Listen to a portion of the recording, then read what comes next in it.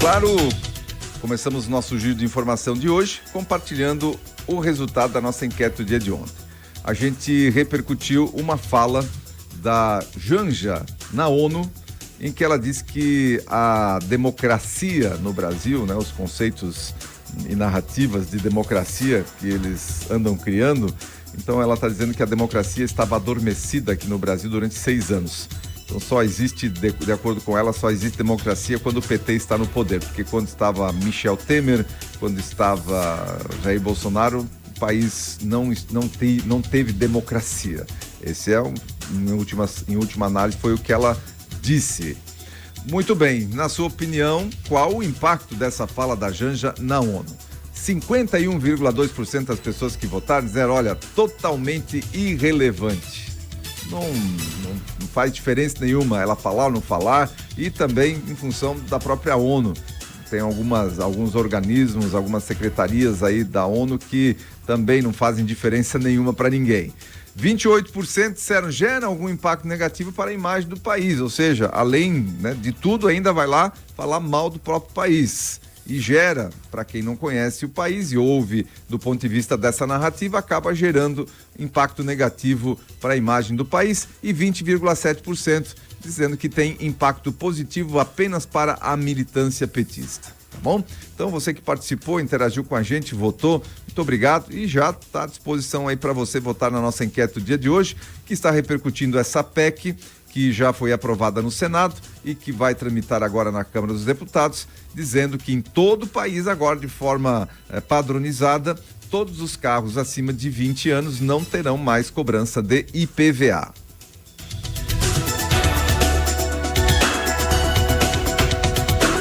Olha, repercutimos ontem nas redes sociais da Rádio Cultura a informação de que Timbó vai produzir a maior barra de chocolate do Brasil. Esse ano teremos então uma atração inédita ali na Páscoa no Parque de Timbó. No domingo, dia 24 de março, será feita a maior barra de chocolate do país, com 90 metros de comprimento. Os 90 metros são alusivos ao aniversário de 90 anos de emancipação política do município, que é celebrado no dia 25 de março. A barra vai ser preparada no Parque Central e será servida ao público. Para garantir um pedaço da barra, pede-se apenas a contribuição espontânea de 1 quilo de alimento não perecível. Os itens arrecadados serão todos repassados para a assistência social, que irá destiná-los às famílias atendidas pelo município. Bom, como eu não gosto de chocolate, né, vai sobrar mais chocolate para quem gosta. Pode deixar para mim, então. Até parece, né? Quem é que não gosta de chocolate? Vamos lá, vamos ter essa barra aí, a maior barra do Brasil. Será que vai pro Guinness também? Não seria o do mundo, então para ir pro Guinness teria que ser do mundo. Quem sabe Timbó não vai pro Guinness Book aí como a maior barra de chocolate.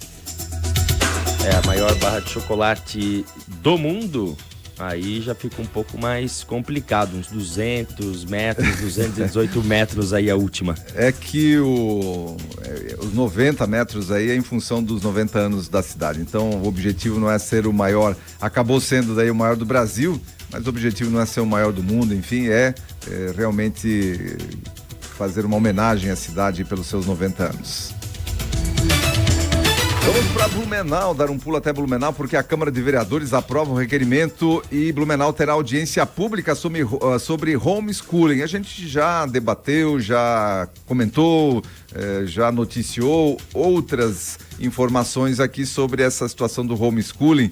Existe uma discussão, inclusive nessa última Conferência Nacional da Educação, em que o homeschooling ele é praticamente retirado de pauta, né, pela Conferência Nacional da Educação. Mas existem ainda alguns pontos de resistência desse assunto, porque é a liberdade que deve imperar. E aí tem pais que se sentem preparados para educar seus filhos e aí não tem sentem que estão livres da ideologia que muitas vezes nas escolas públicas podem também estar afetando seus filhos. Enfim, tem pais que viajam, trocam de residência, enfim, e que se sentem preparados para então fazer a educação dos seus filhos. A gente tem que lembrar que isso tudo é acompanhado, existe, não é simplesmente dizer estou educando meus filhos, estou dando escola para eles em casa, mas tem todo um acompanhamento também e precisa ter um desempenho. Então a Câmara de Vereadores de Blumenau aprovou um requerimento em que solicita a realização de uma audiência pública para debater sobre a educação domiciliar, chamada de homeschooling. O requerimento é de autoria da vereadora Silmara Miguel, do PSD, lá de Blumenau, e foi aprovado na tarde de terça-feira, dia 12, durante a sessão ordinária. A autora do requerimento defendeu a realização do debate, destacando a importância do tema da modalidade de ensino domiciliar. Diz ela aqui, abro aspas para a vereadora, nós queremos fazer uma audiência pública para discutir esse tema de extrema importância e de forma ampla, para poder ouvir todos os lados, tanto as opiniões contrárias como as favoráveis e para ouvir todas as esferas, explicou, afirmando que o Supremo Tribunal Federal garante a constitucionalidade do homeschooling e que existe um projeto de lei que já está tramitando para a autorização e a regulamentação da educação domiciliar. É um assunto que ainda vai dar muito pano para manga. Por quê? Porque, como eu falei na última Conferência Nacional da Educação, esse tema, inclusive, é pauta de manifestação contrária nessa conferência. Até porque nós só tivemos representação basicamente de esquerda nessa conferência e o pessoal canhoto aí é contrário ao homeschooling, eles querem que o Estado domine tudo. Então o Estado, a responsabilidade pela educação das crianças tem que ser do Estado e não dos pais. E muitas vezes até da guarda e das responsabilidades aí, outras responsabilidades que o Estado quer assumir sobre os filhos.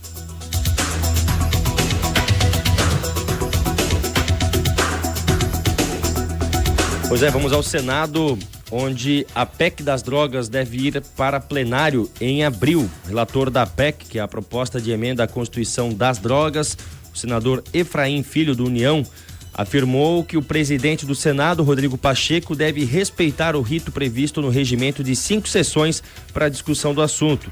O parlamentar estima que a votação no plenário do Senado Federal ocorra no início de abril. A matéria foi aprovada nesta última quarta-feira, ontem mesmo, pela Comissão de Constituição, Justiça e Cidadania, com 23 votos favoráveis e 4 contrários. E agora segue para plenário, onde precisará de ao menos 49 votos favoráveis em 2 turnos. Se aprovado, o texto seguirá para análise, então, na Câmara dos Deputados. A proposta ressalta a necessidade de distinguir usuários de traficantes, propondo penas alternativas à prisão e tratamento para dependência. Apenas para que você saiba o que se trata, essa PEC das drogas, né? Ela quer incluir a criminalização da posse e do porte de drogas em qualquer quantidade, né? Essa é uma discussão que surge justamente em um momento controverso, momento em que ocorre um impasse do Congresso Nacional com o STF, que é relacionado a essa questão.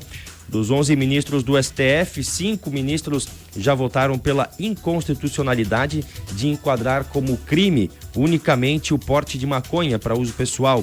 3 ministros votaram para continuar válida a regra atual da lei de drogas e a quantidade, então, de maconha que determinará se é caso de tráfico ou de uso pessoal também é discutida pelos membros da corte. Então vem essa PEC, a PEC de drogas, pelo Efraim, que prevê que a lei vai considerar crime a posse e o porte, independentemente da quantidade de entorpecentes ou drogas, sem autorização ou em desacordo com determinação legal. Essa PEC, de certa forma, é um recado para o Supremo Tribunal Federal, de que quem deve lidar e tratar desse assunto é o Congresso, e não é o Supremo Tribunal Federal que tem que estar lidando com esse tipo de assunto, definindo, decidindo sobre esse assunto. Então, de certa forma, é uma afronta, não só uma afronta, mas um recado dado aí pelo Congresso ao Supremo Tribunal Federal, quando em caráter de urgência é aprovada essa PEC em comissões, já deve ir para plenário, deve ser aprovado também no plenário do Congresso Nacional lá no Senado e depois vai para a Câmara dos Deputados. está na hora mesmo, né? Está na hora, mais do que na hora de Senado e Câmara dos Deputados mandarem esse tipo de recado lá para o Supremo. Olha, esse assunto não é a alçada de vocês, esse assunto é nosso aqui. Pode deixar que legislar, criar leis é com a gente, não é com vocês. Vocês só tem que julgar depois se tiver alguma situação de questionamento quanto à constitucionalidade. Não tem nada que ficar criando e se metendo no trabalho, no serviço do Legislativo. Então tá na hora desse pessoal acordar e começar a trabalhar também com essas pautas que o Supremo Tribunal Federal acaba assumindo o papel que não é dele. Olha, Brusque se prepara para internações involuntárias de pessoas em condição de vulnerabilidade. Pessoas em situação de vulnerabilidade poderão ser internadas mesmo sem consentimento em Brusque. A decisão foi assinada via decreto pelo prefeito da cidade, André Vec, nesta semana. De acordo com o município, o objetivo do decreto é proteger as pessoas em situação de rua. É mais um município. A gente já viu essa situação lá em Criciúma, já viu em Florianópolis, outros municípios que estão abordando esse tema também. Então, o objetivo do município é realmente proteger as pessoas em situação de rua que vivenciam a dependência do álcool e de outras drogas, além de minimizar impactos negativos na segurança e na conservação da cidade. Ainda segundo a Prefeitura, a ação conta com a participação da Secretaria de Saúde como forma de garantir a humanização do processo. O decreto assinado aponta que o consentimento para a internação poderá ser dado por familiar do paciente ou por médico servidor público. A internação não deve passar de 90 dias. O Programa Municipal de Internação Humanizada, como é chamado a iniciativa, também contempla avaliação multidisciplinar, plano de tratamento individualizado e acompanhamento durante e após a internação do indivíduo. Como eu falei, é um tema que já temos outras cidades abordando aqui em Santa Catarina, criando legislação a respeito disso também, porque é um tema importante e são para pessoas que vivem em situação de rua, mas que têm dependência química de álcool ou de drogas. Então, essa é a situação e poderão ser, lá em Brusque também, internadas apenas com o consentimento de um familiar ou com o atestado de algum médico, caso essa pessoa não tenha nenhum familiar que possa aprovar essa internação. E volto a frisar aqui, todo e qualquer projeto é bancado, que o ente público vai realizar, ele é bancado por quem? O ente público não gera riqueza, não gera faturamento, não gera valor. Ele usa valor dos impostos que são pagos pelo pagador dos impostos, pelo cidadão. Então, esse projeto vai ser bancado pelo pagador de impostos. E eu digo o seguinte, essas pessoas em situação de vulnerabilidade que vão ter acesso a esse tipo de serviço, de tratamento, terão um tratamento muito melhor do que muitas pessoas aqui que são trabalhadoras e que aguardam em filas, que esperam anos para uma cirurgia, na fila de cirurgia, que chegam para buscar remédio e não tem, enfim, vão ser muito melhor tratados. Então, essas pessoas que são contra esse tipo de legislação podem estar se manifestando contra por esse motivo, porque esses que escolheram essa vida de estar na rua e se drogando e se alcoolizando na rua, vão ter um tratamento muito melhor, bancado pelo pagador dos impostos, um tratamento muito melhor do que o cidadão que paga impostos muitas vezes e não tem esse tipo de tratamento dessa qualidade no sistema de saúde pública. Então, esse até seria um motivo que daria para, pelo menos, parar para ouvir a pessoa que seria contra. Agora, essas pessoas que vêm lacrando por aí, dizendo, porque tem que ter, as pessoas vão ser internadas sem consentimento, por isso, por aquilo, sempre defendendo o lado errado da história, essas daí, os argumentos têm que ser muito fortes para, pelo menos, se parar para ouvir.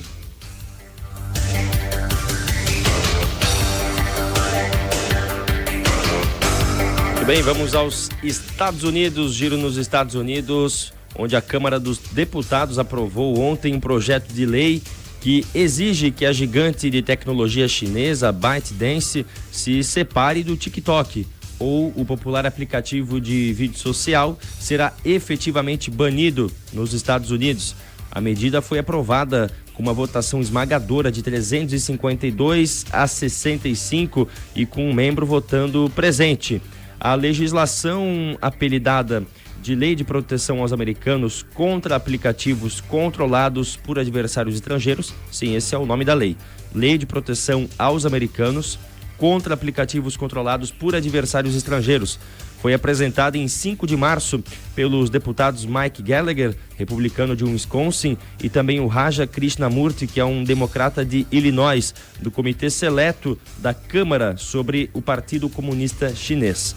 2 dias depois, os membros da Câmara do Comitê de Energia e Comércio votaram unanimemente para aprovar o projeto de lei que se refere ao TikTok como uma ameaça à segurança nacional por ser controlado por um adversário estrangeiro. E aí é aquele negócio que a gente já vem dizendo há um tempo, com outras notícias, é a guerra de informações. Afinal, se o TikTok é controlado por uma gigante estrangeira, chinesa, todos os dados que são capturados pelo TikTok são repassados a uma empresa, uma gigante da China, que por sua vez repassa todos esses relatórios e informações ao governo chinês. É assim que funcionam esses aplicativos. Nada que está na internet é de graça, ou seja, não existe almoço grátis. Esses aplicativos estão o tempo todo buscando informações da gente, comparando informações. Os algoritmos são muito inteligentes. O TikTok, por exemplo,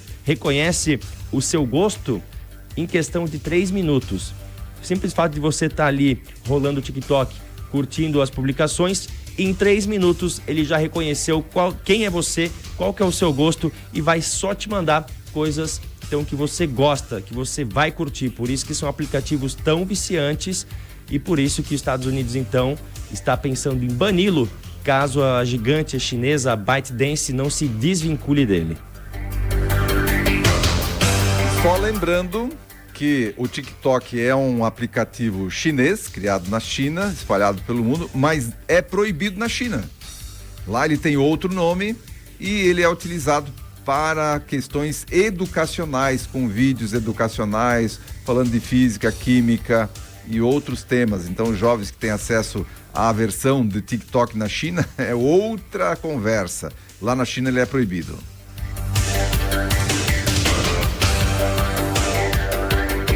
Eu quero mostrar para você aqui, para mostrar como é que funciona muitas vezes as militâncias de redação, porque lá em Portugal nós tivemos um deputado que foi eleito em Portugal, um deputado que é negro e concedeu uma entrevista, estava concedendo uma entrevista aqui para o portal UOL no Brasil, e foi abruptamente interrompido por um dos interlocutores da entrevista. Vamos acompanhar por que ele foi interrompido e qual era o tema dessa entrevista. Acompanhe. Outra coisa que você perguntou foi sobre o racismo. Racismo. Se você for no dicionário, não diz que racismo é simplesmente se uma pessoa for branca e insultar uma pessoa preta. Não, racismo é quando você tem aversão pela outra pessoa pelo tom da pele. Então existe racismo de branco para branco, de preto para preto. Eu vivi muitos anos nos Estados Unidos e na Flórida e muitas vezes os negros eram muito racistas com os brancos, eu via isso. Só para reforçar, não só como homem negro também, relembrar que foram os nossos antepassados que foram escravizados, né? Foram trazidos e foram escravizados. É verdade. E é por isso que o sistema, inclusive, né, a sociedade se formou numa condição que se perpetuou até hoje, né? Por isso que a gente trata dessas pautas raciais. É claro que pode haver ofensas, né? Um branco pode realmente ofender, um negro pode ofender um branco, mas não tem uma estrutura de poder à sua mão, né? Para conseguir impor as suas demandas, né? Por isso que costuma-se falar que não existe racismo reverso. Podem ocorrer algumas desavenças, algum insulto, mas a prática de racismo, né, que inclui você ter uma estrutura de poder, realmente é muito difícil, porque quem tem essa estrutura de poder hoje é a população branca majoritariamente. Pelo menos aquilo que eu estudei até hoje dessas questões raciais, deputado. Não sei, acho que o senhor quer complementar. Sim, eu discordo. Você disse que os brancos não foram escravizados. Os brancos foram escravizados Vamos lembrar que a escravidão, ela nunca foi por conta da cor da pele. Os negros foram escravizados pelos próprios negros. Os portugueses, quando iam na África, eles não iam à caça, eles não corriam no mato atrás para pegar um negro. Eles compravam os negros dos próprios negros.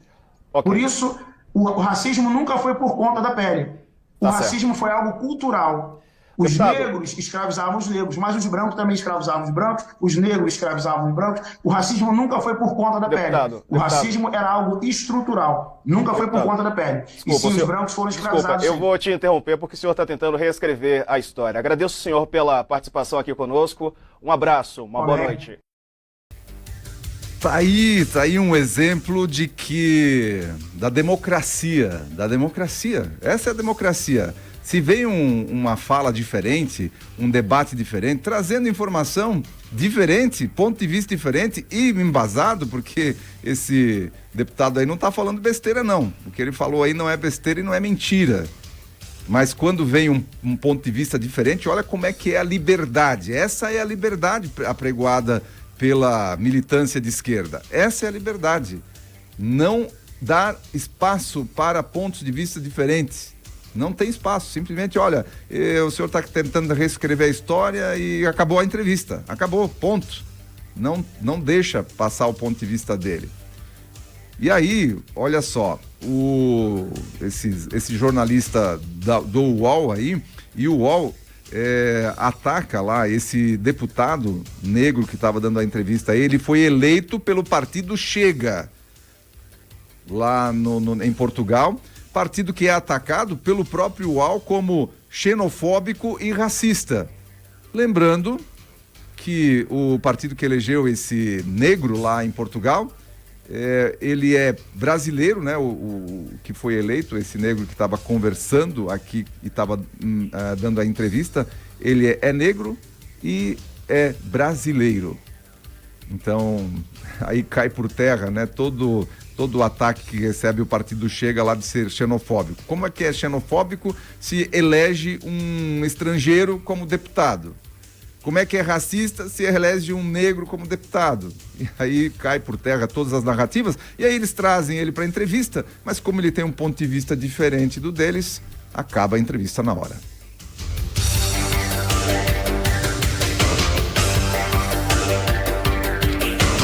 Biden e Trump confirmam revanche e começam campanha atacando um ao outro. É isso mesmo, confirmando as expectativas, as eleições dos Estados Unidos de 2024 terão uma revanche entre Joe Biden, o atual presidente, e o Donald Trump, o ex-líder norte-americano. Os dois alcançaram o número suficiente de delegados para garantir as indicações de seus partidos e confirmaram seus nomes como os candidatos do Partido Democrata e Republicano, respectivamente, né? Conforme mostram aí projeções da imprensa norte-americana. Biden superou a marca de 1.968 delegados necessários ao vencer a disputa na Geórgia, um estado crucial, onde Trump enfrenta um julgamento por suposta conspiração para tentar alterar os resultados das últimas eleições. Ao mesmo tempo, a vitória de Trump no estado de Washington o ajudou a assegurar os 1.215 delegados necessários para obter a indicação republicana, o que o leva de volta à disputa da presidência. É a tal polarização em ação lá nos Estados Unidos novamente entre Biden e Trump. Vamos ver o que rola por lá e a gente vai acompanhando e passando as principais informações aqui para você, ouvinte do Repórter Cultura. São 7h22, nós encerramos o nosso giro de informação nessa manhã de quinta-feira.